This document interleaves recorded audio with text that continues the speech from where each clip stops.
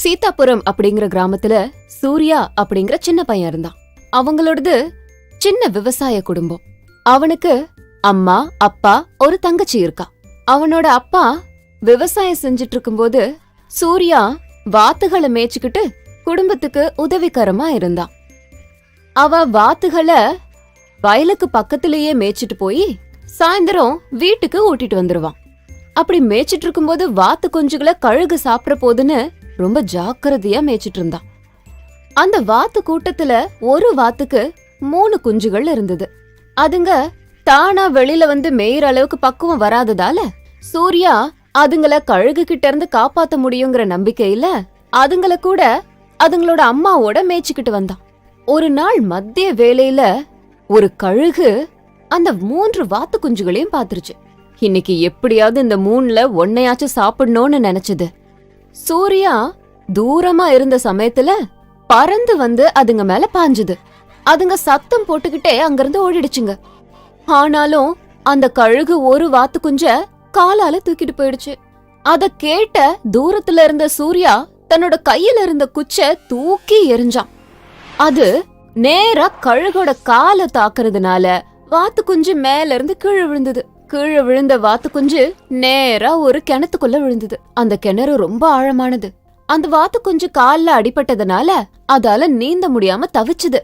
ஆனா சூர்யா ஒரு வாலியோட உதவியால அத வெளியில கொண்டு வந்து வீட்டுக்கு கொண்டு போனான். கால்ல அதிகமான அடிபட்டதுனால அதால நடக்க முடியாம போச்சு. அது கால்ல கட்டு கட்டி அன்னையில இருந்து அத வெளியில கொண்டு போகாம விட்டுட்டான். என்னாலதான் உன் உயிருக்கு ஆபத்து வந்துச்சு, என்ன மன்னிச்சுடுன்னு சொன்னான். அந்த வாத்து கிட்ட மன்னிப்பு கேட்டது மட்டும் இல்லாம அழவும் செஞ்சான். அந்த வாத்து குஞ்சு வளர்ற வரைக்கும் அது ரொம்ப அன்பா பாத்துக்கிட்டான். வாத்து கூட தன்னோட உயிரை காப்பாத்தி தன்னை அன்பா பாத்துக்கிட்ட சூர்யா மேல அதிக அன்பு வச்சிருந்தது.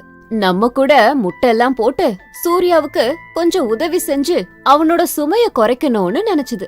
அது தினமும் கடவுள் கிட்ட சூர்யாவோட கஷ்டம் எல்லாம் விலகி அவனோட குடும்பம் ரொம்ப சந்தோஷமா குறையில்லாம இருக்கணும் அப்படின்னு வேண்டிக்குச்சு.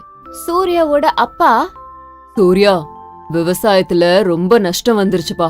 எல்லா வாத்தையும் வித்து கடனை தீக்கணும்னு முடிவெடுத்திருக்க அப்படின்னு சொன்னாரு.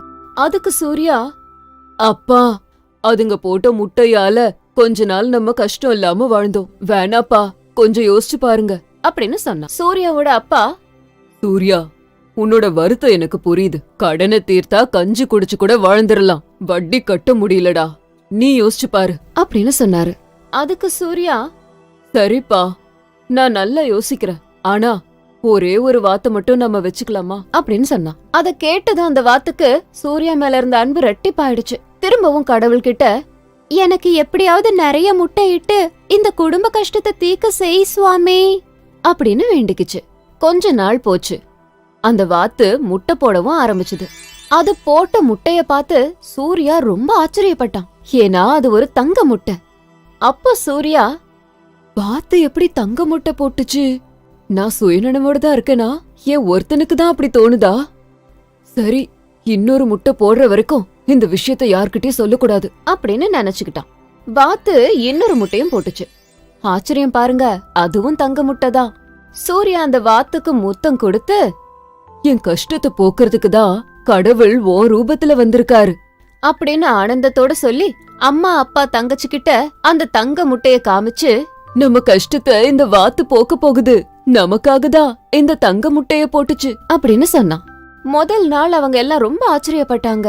மறுநாள் அது திரும்பவும் ஒரு தங்க முட்டைய போட்டுச்சு. அத பார்த்து முழுசா நம்பினாங்க. அதுக்கப்புறம் அந்த வாத்து முட்டையே போடல.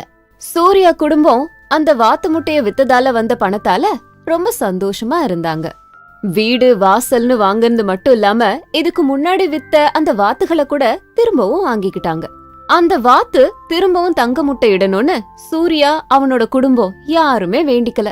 இருக்கிறத வச்சு ரொம்ப சந்தோஷப்பட்டு அந்த வாத்தையும் இதுவரைக்கும் எப்படி பாத்துக்கிட்டாங்களோ அதே மாதிரியே அன்பா பாத்துக்கிட்டாங்க.